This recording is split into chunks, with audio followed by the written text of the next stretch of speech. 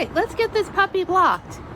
So we're starting out with it being about 6¼ inches wide by, I'm gonna have to fold it a few times because I can't find my tape measure. Saw the condition of my house, you'd understand why.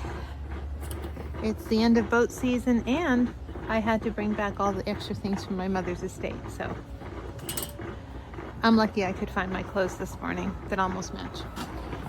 So now what we do, it's by 88. So what we're going to do is just take the steam and gently apply it and allow it to just sort of help the fibers relax. As they start to relax, we'll see that it actually starts to stretch a little bit horizontally.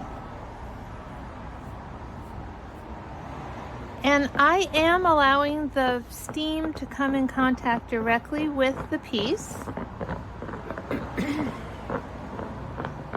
taking extra care on the edges to try and get the edges to not roll.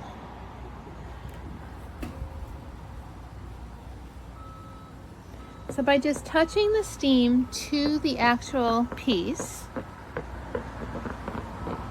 we start to see this part is flared out a little bit more than this, and this is laying flatter than this.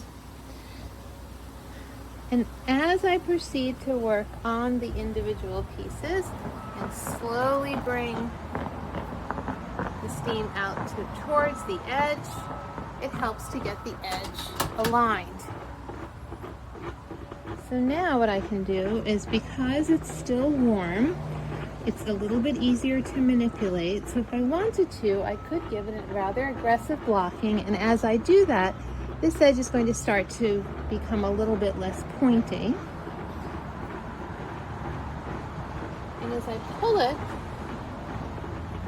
the piece itself, notice how my lace holes start to open up.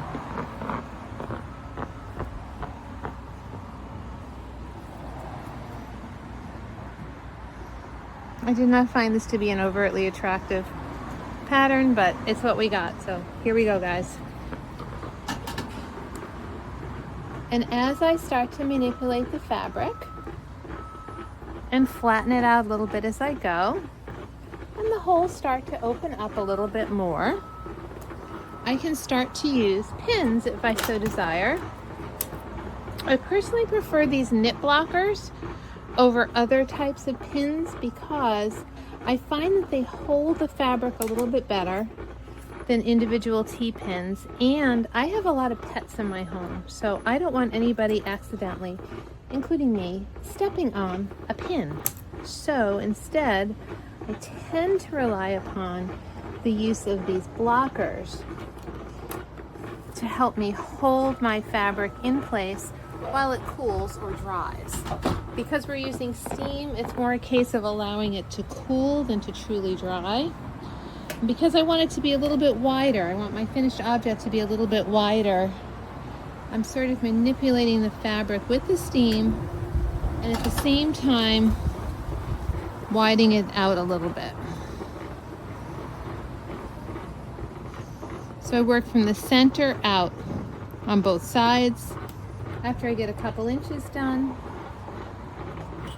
we can start to take a look at our measurements. Okay, we went from just shy of 6 to 7.5. And probably even stretched it a little bit further. Oh yeah, this could be stretched more.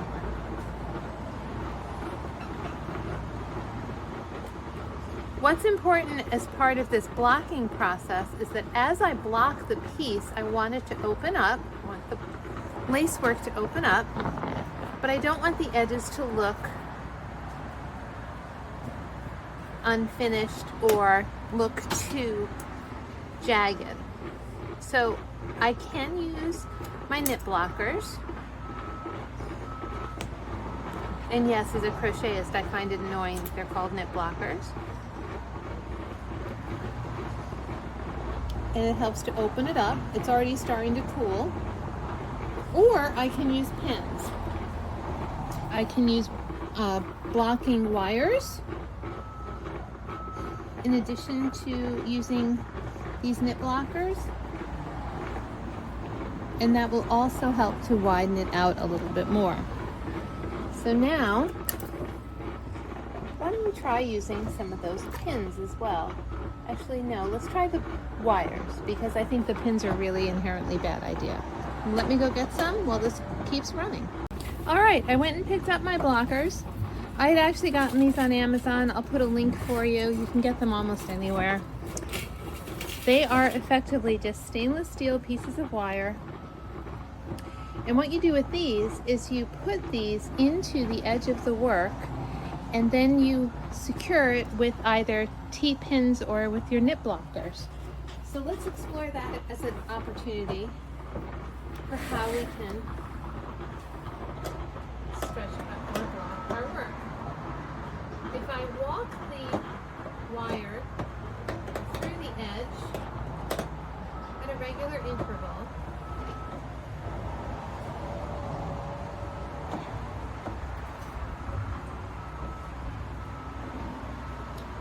so walk it in,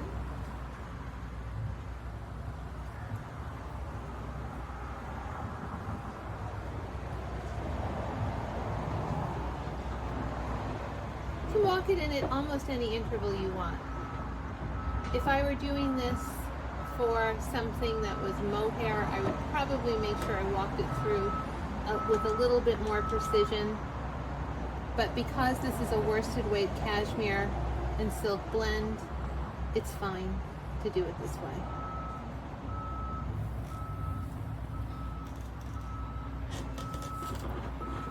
And now if I just do the same thing with the other side.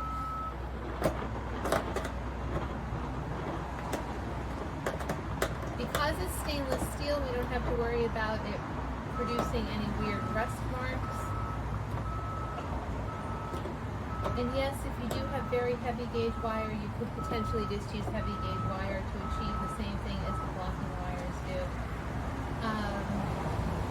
It's about, just so you know, this one is about the same width as the diameter of a coat hanger, but clearly a coat hanger would not be straight.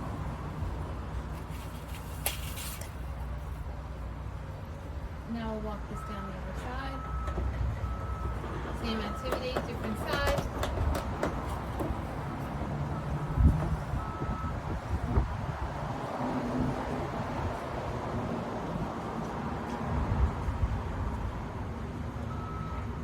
Now I can't secure this yet because I haven't actually blocked the piece.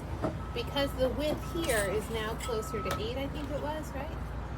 A little over 8, and over here it's only 6.5.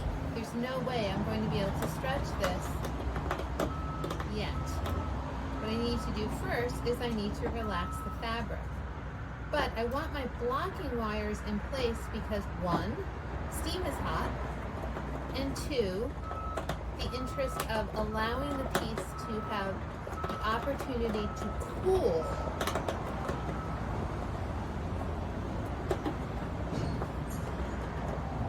And as it cools, to adjust to its new size, rather than having to block it and insert the rods later. If I were to use the steam on it, this would actually be very painful to try and do.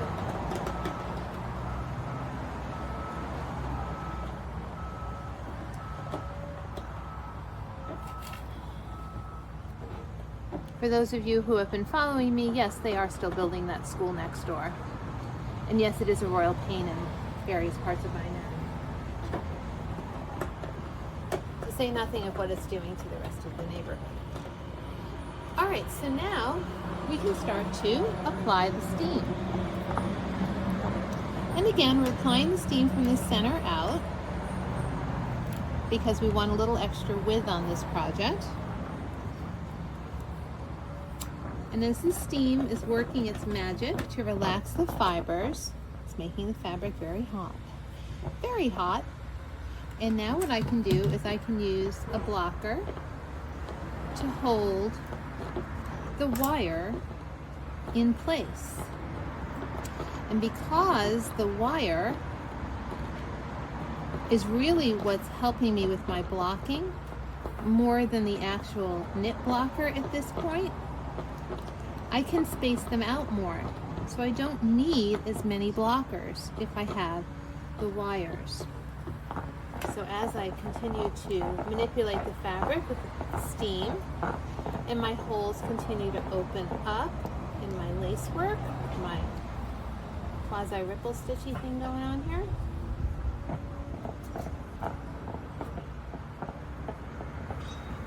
I can continue to put in my blocker.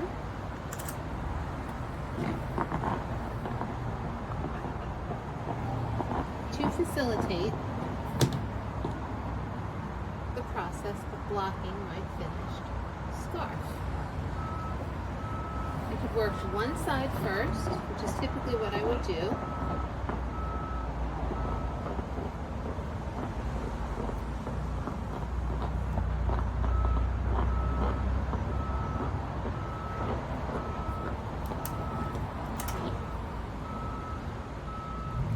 And again, because I'm using the blocking wire, I don't necessarily need to have my knit blockers as close together,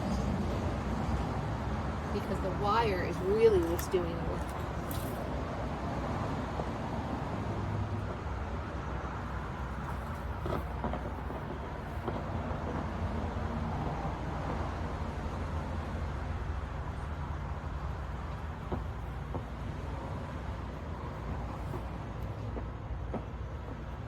It's starting to open up pretty well.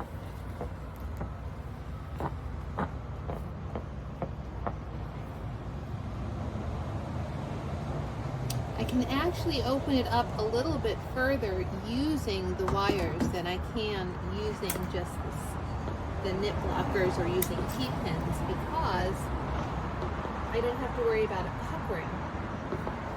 The wires are helping me to hold the piece in place without these little anomalies where it starts to go in if there's no wire or no pin.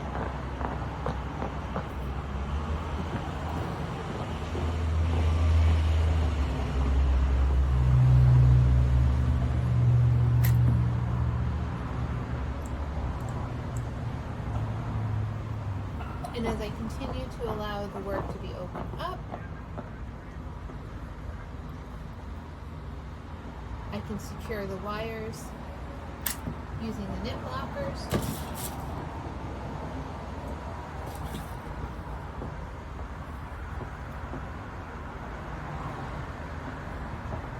Caution with the knit blockers and the wires is that they are metal, and the metal will get hot if you touch it, if it's been zapped with steam.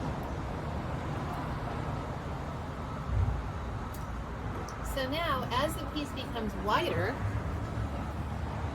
if I want to, I could go back to this initial part where I initially started blocking it and move those wires, the knit blockers, out a little bit more to make this part a little bit wider too.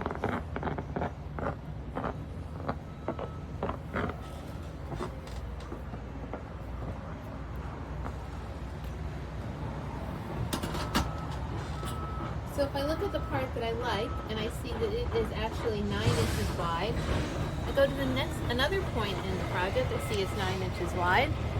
Then I measured another point and it's only 8. Well, I know this point's got to come further out.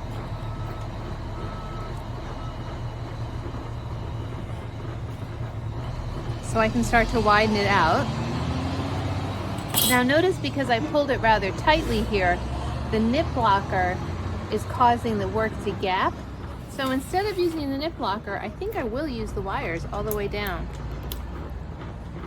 And blocking is not permanent unless you use acrylic and you use an iron and the iron melts the fabric. Blocking can typically be undone and redone as many times as you want it to. So I'm going to feed this wire in here instead because I think I'm getting better results using the wires.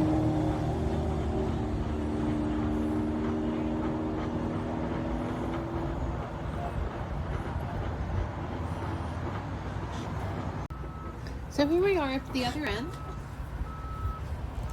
and we're going to repeat the same process. Give it some steam, help relax the fibers. Leave that okay.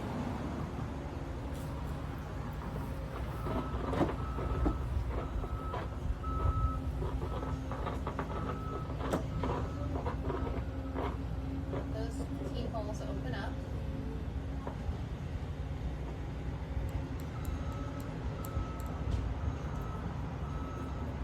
Secure one side.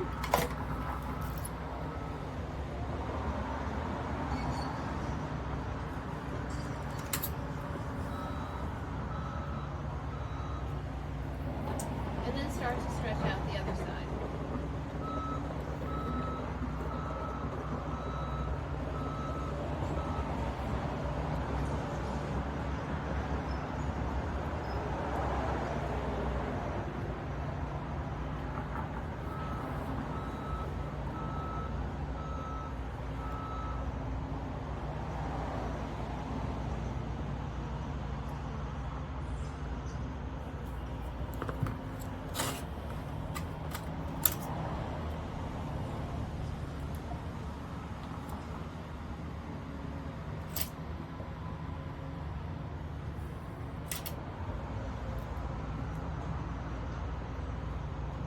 It's much easier to move the fabric when it's warm than when it's cold.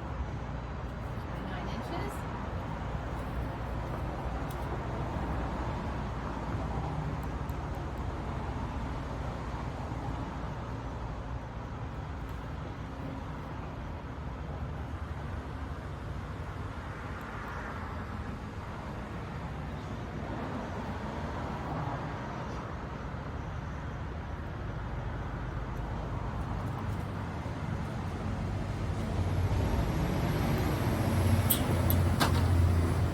Now we're at the end of the blocking board, but what we can do is, because this is just a scarf, I can put more pins in the other side of it and fold it over, which is what I'm going to do now.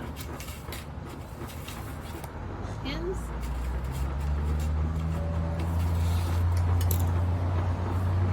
And I'm going to work my pin in here just as I would work it in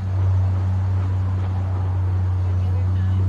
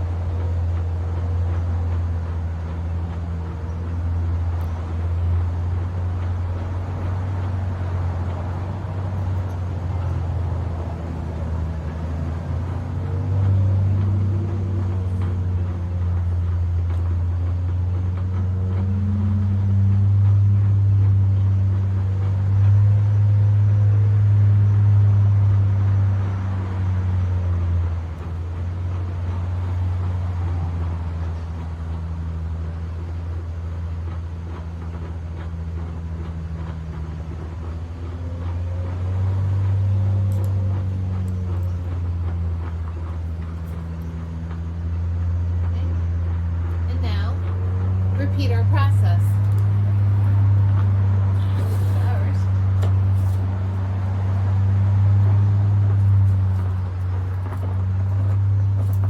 Relax the fiber down.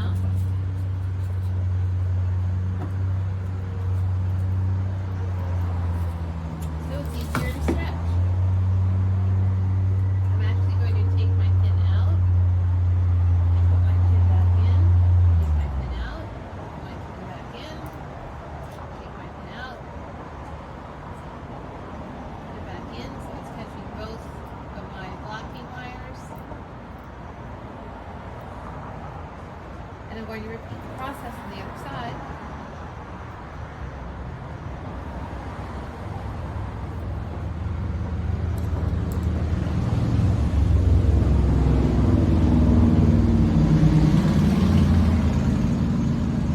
There will be a little crease here. We'll get that later.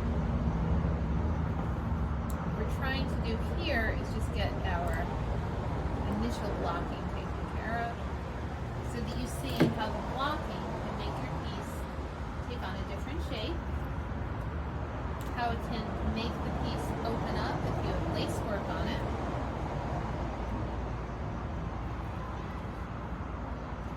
and give you a completely different effect. Let's double check our measurements. 9 inches, 9 inches, 9 inches.